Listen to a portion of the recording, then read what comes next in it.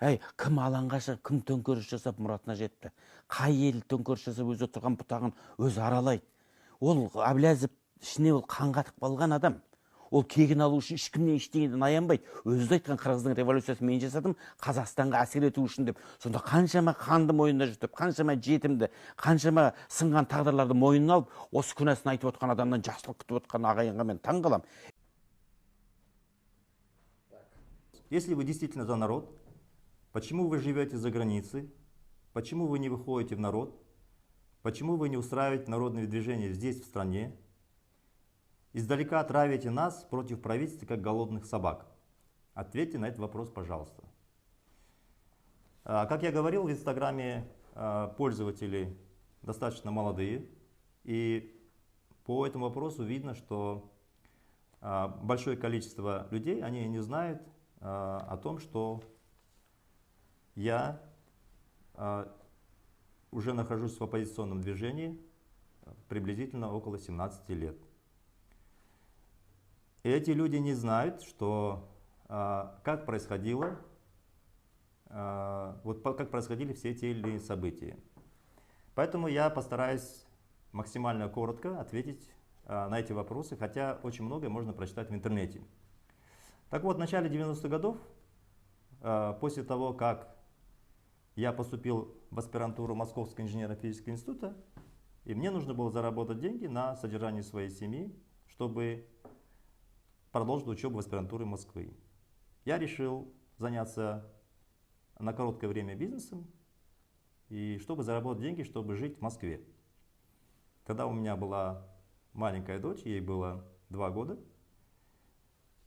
и мы собирались снимать квартиру в Москве. Вот так получилось, что я неожиданно занялся бизнесом, все у меня получилось очень хорошо. И где-то в середине 95-го года я уже был, наверное, в числе известных крупнейших бизнесменов страны. Сейчас, наверное, в Казахстане на слуху остались компании с названием Астана. Тогда я учредил компанию инвестиционная Астана Холдинг. Это было в начале 90-го года.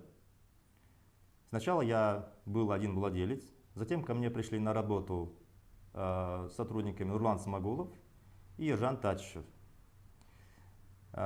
И через некоторое время они у меня стали младшими моими партнерами. Я был главный мажоритарный акционер.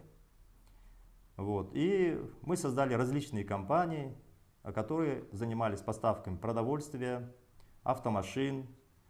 Ну, наиболее известные компании, наверное, Астана Моторс, автомобильные компании, все знают. Были продовольственные компании, Астана Фудстафс и так далее. Они сейчас тоже в Казахстане все работают, торговый дом Жанна. Это все компании, когда-то я сам основывал. Затем, по разным причинам, которые я скажу позже, они отпочковались, разделились, или я часть бизнеса потерял. Итак, в 1995 году я был один из известных крупнейших бизнесменов. В 1997 году меня пригласили возглавить национальную энергосистему Казахстана. Тогда была критическая ситуация по всей стране. Были перебои по электроэнергии. Во многих городах отключали свет, ну, наверное, на 6-7 часов как минимум. Я как-то в своих интервью говорил, что, например, такие города, как Талдыкурган, Кентау, были непрерывные перебои с электроэнергией. В Кентау вообще люди с грелками спали, грели на несколько часов, и затем электроэнергия, когда отключалась, они просто с этими грелками согревались. Не было ничего, тепла, газа, все, проблемы были.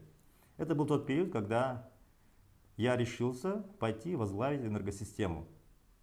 Чтобы вы понимали масштаб того, что происходило, всю энергосистему страны, это магистральные сети высоковольтные. Это вы, если выйдете на улицу, вы видите распределительные сети внутри города и огромные высоковольтные сети между городами. Так вот, эта компания высоковольтная была названа компанией Кигок. И собирались эту компанию передать известной международной группе ABB за $5 миллионов сроком на 15 лет. Тогда я поставил условие, что если я пойду работать и возглавлю энергосистему страны, то не должно быть никого из внешних инвесторов, я сделаю это сам. Попросил срок полгода, когда мне никто не должен мешать. и должны делать то, что я считаю правильным. Эти мои требования были исполнены, и за полгода я сумел стабилизировать энергосистему страны и провел рыночные реформы. Рыночные реформы привели к тому, что были задолженности по зарплате сроком до 1,5 лет. Проблемы с перебоем были решены в принципе. Я хочу отметить, что промышленность фактически испытывала огромные перебои с поставками электроэнергии, и многие предприятия останавливали производство. Ну, известные там Казахмыс предприятия, мне приходили руководители и говорили: присоедини нас к Кыргызстану. Мы не можем, мы не доверяем энергосистеме Казахстана. И это приводит к тому, что сбои в производстве, мы не можем производить продукцию. И давай нас переключи на Кыргызстан. Я все это изменил и стабилизировал энергосистему по всей стране. И провел рыночные реформы. Конечно, я был не один. Я собрал серьезную команду молодых управленцев. Со мной вместе были управленцы, которые оставались внутри системы и пришли еще старой советской энергосистемой. То есть я сделал сплав различных команд. Вот, собственно, чего я добился. Стабилизировал энергосистему и сделал рыночные реформы. И все, что сейчас там происходит, это, собственно, сама стабильность. Правила игры эти были заложены мной. Сразу хочу отметить, что в этот период я был владельцем нескольких банков, большого количества разного бизнеса. Я был крупным бизнесменом страны. И пришел работать на государственную работу только для того, чтобы изменить ситуацию, а затем, стабилизировав работу энергосистемы, снова вернуться в бизнес. Но так получилось, что я показал очень хорошие результаты, меня начали уговаривать. Сначала Кожегелдин, бывший премьер-министром, затем Назарбаев, чтобы я пришел и возглавил Министерство энергетики, индустрии и торговли. Я несколько раз отказывался, но в апреле 1998 года я согласился и возглавил Министерство энергетики и индустрии. Эту часть я долго не буду рассказывать. Тоже в прессе можно много прочитать, в интернете очень много. Я в своих интервью очень много объяснял. В правительстве Балгимбаева меня называли генератором идей правительства Балгимбаева.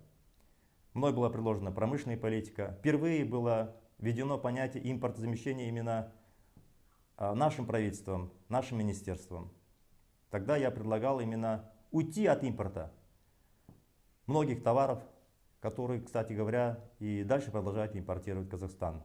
И тогда были выделены ресурсы, мобилизовано правительство, мобилизован бизнес на то, чтобы мы стали производить то, что не производилось в Казахстане никогда. Самые элементарные: кетчуп, вата и другие разные товары первой необходимости. В конце 1999 года я ушел в отставку, потому что у меня были серьезные конфликты с Назарбаевым. Я считал, что Назарбаев строит клановое, коррумпированное государство, во главе которого он сам и его ближайшие родственники. Это противоречило моему пониманию, как должна строиться страна, а именно демократическая страна. Все задекларированные идеи, которые Назарбаев говорил и озвучивал, это были просто обман страны, я считаю. У меня был достаточно сложный, трудный разговор с Назарбаевым, и я сказал, что я не могу работать в таком формате, когда говорится одно, делается другое.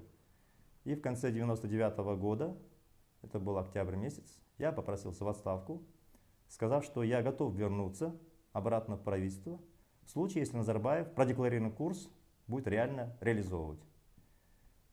Собственно, оттуда начинается мой конфликт с Назарбаевым. Не было в стране ни одного человека, который бы ему говорил «нет».